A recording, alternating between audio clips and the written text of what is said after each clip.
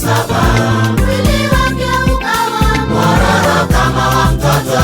Hivyo ndivyo na sisi twapaswa kujitosha damuni mwake Yesu tuokolewe. Aliingia ya kwanza, ya pili, hadi ya saba, mwili wake ukawa mwororo kama wa mtoto. Hivyo ndivyo na sisi twapaswa kujitosha damuni mwake Yesu tuokolewe.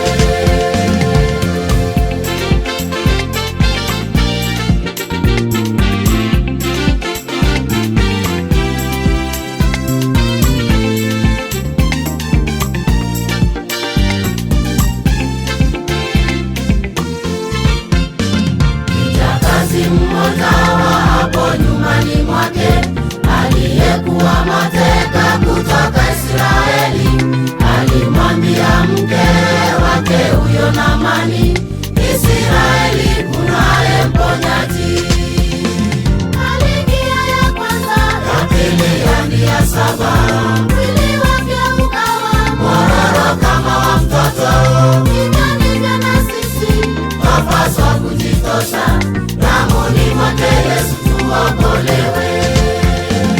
Aliingia ya kwanza, ya pili, hadi ya saba, mwili wake ukawa mwororo kama wa mtoto. Hivyo ndivyo na sisi twapaswa kujitosha damuni mwake Yesu tuokolewe.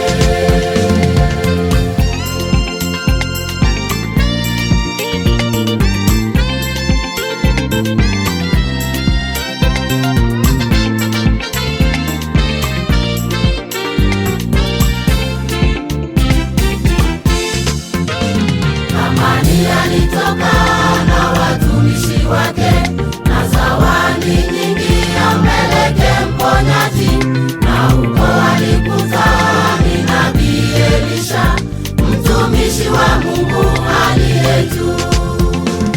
Aliingia ya kwanza, ya pili, hadi ya saba, mwili wake ukawa mwororo kama wa mtoto. Hivyo ndivyo na sisi twapaswa kujitosha damuni mwake Yesu tuokolewe. Aliingia ya kwanza, ya pili, hadi ya saba, mwili wake ukawa mwororo kama wa mtoto.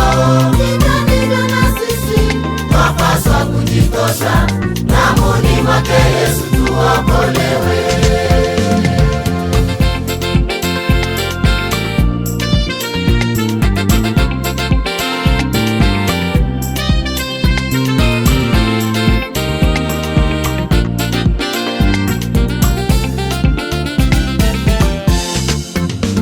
Nilimwambia jitoshe mtoni Yordani mara saba na utapata uponyaji wako.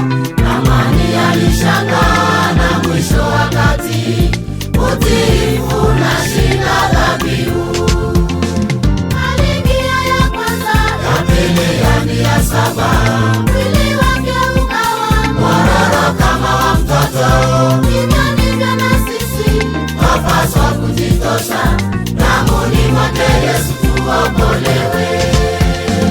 Aliingia ya kwanza, ya pili, hadi ya saba,